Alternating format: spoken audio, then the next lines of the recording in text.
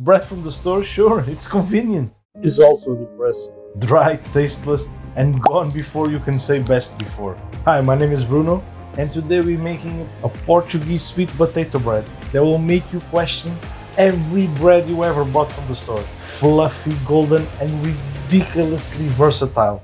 Let's do it. Start by peeling and boiling sweet potato until soft. Once it's cooked, mash it until smooth and let it cool slightly. Yes, I got a ricer.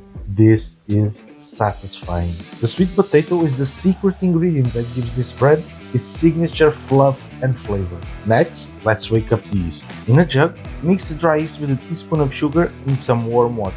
Let it sit for about 5 to 10 minutes until it's nice and foamy. If nothing's happening, your yeast might be dead. And if that's the case, so is this bread. While the yeast is doing its thing, measure the bread flour into a large mixing bowl and add a teaspoon of salt. The salt enhances the flavor and balances the sweetness of the potato. It's the unsung hero of any bread recipe. Once your sweet potato is cool and your yeast is bubbly, it's time to mix everything together. Time to get serious, or as serious as you can be with the stand mixer doing all the work. Add the flour to the bowl, make a little well in the center, and pour the yeast mixture. Toss in the mashed sweet potato and let's see if these ingredients can actually get along. Touch the dough hook and start the mixer on low. Watch as everything awkwardly mixes together like strangers at a bad party.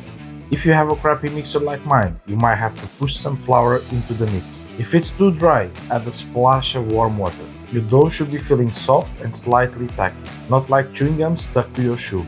If it's too sticky, add a touch of flour but don't overdo it. Turn up the speed and let the machine do its thing for 6 to 8 minutes. You're aiming for a smooth and elastic dough that pulls away from the both sides but still clings to the bottom, just like your ex. When I first made bread, I thought kneading by hand was a rite of passage. Turns out, machines don't care about tradition. They get the job done faster. If you're feeling nostalgic, kneading by hand is still a solid option. Just don't come crying to me about sore arms. Now that our dough is smooth and elastic, it's time to get it to rest and rise. Place it in a greased bowl, cover it with a cloth, and find a warm, cozy spot for it to double in size. It just needs a little warm love. And if your kitchen is feeling chilly, you've got two options. Turn on the oven light and let it in there, or hug the bowl like it's the last source of warmth in a post-apocalyptic winter. Hey, whatever gets the job done, but if hugging the bowl becomes a regular thing, please seek professional help. Now that our dough has risen beautifully, gently turn it onto a lightly floured surface. You can get around 12 sized muffins with this dough. Here I'm dividing it into 7-8 pieces because I want bigger breads. And you don't need a ruler here, eyeballing it works just fine. Shape each piece into a round flat disc about 1 centimeter thick. If the dough feels sticky, lightly dust your hands with flour or coat them with a bit of olive oil. It's like a spa treatment for your hands.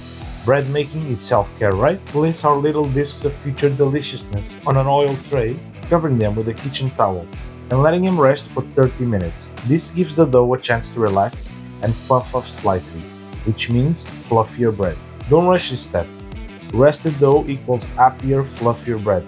You know what they say, happy bread, happy life. Was it like this? And now the exciting part, let's cook these beauties. Heat up a heavy bottom pan over medium heat. No oil, no butter, just good old dry heat. This bread loves simplicity.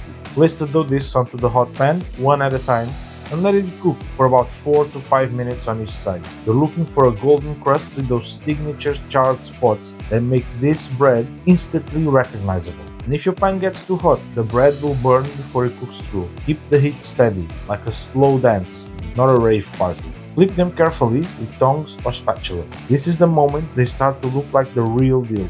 Those golden patches and that mouth-watering aroma filling the kitchen. Now here's a tip, while one side cooks, resist the urge to press down on the dough. We want it to get as aired as possible during this process. Once they're cooked through and have the perfect golden char, stack them up, let them rest for a minute. And by rest, I mean just long enough for you to slather them in garlic butter. Don't be surprised if your family starts hovering around the kitchen right about now. And if you're cooking in batches, keep the finished bread warm by covering them with a towel to keep them nice and warm. It smells incredible here. So, the bread is warm, fluffy, and perfect. Now what?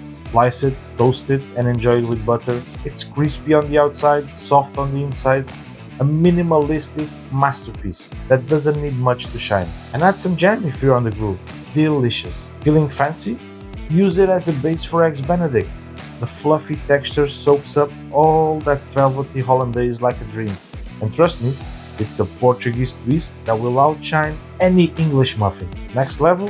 Use it as a bun for your burgers or patties. The bread soaks up all those juices without falling apart, giving you a burger experience that's equal parts messy and delicious. Speaking of sandwiches, this bread can handle anything, from a classic bacon sandwich to a beautiful prosciutto and pesto sandwich. Add some mozzarella on top while you're at it. Honestly, the possibilities are endless. And with this, you won't need to get any bread from the store. But if there's one thing this bread is practically born for, it's garlic bread. Soft, buttery, and packed with flavor. Take some salted butter, add some minced garlic, some garlic paste, and stir in some chopped parsley. Not just for color, it adds a nice herbal touch. Growing up, garlic butter was a staple in our house. If you didn't smell like garlic by the end of dinner, were you even eating? Take a slice of the bread and fill it with a good layer of garlic butter. Don't be shy, sometimes you have to live dangerously. More butter please, and there you have it. Garlic bread made with bolo ducato. It's rich, indulgent, and basically the reason vampires avoid me at all costs. I once made this for a dinner party, and it was gone before the main course hit the table. True story, don't say I didn't warn you. Make extra and keep it warm in the oven. You'll thank me when everyone asks for second. The bread that is just as versatile as it is delicious. It brings a taste of Portugal to your table. Why would you go out to buy bread? Give it a try. This will cover any need you have. And if you're looking for a new way to bring a touch of Portugal to your table, check this video out. It will have the solution for your problem. Don't forget to like and subscribe, and I'll see you there. Bye!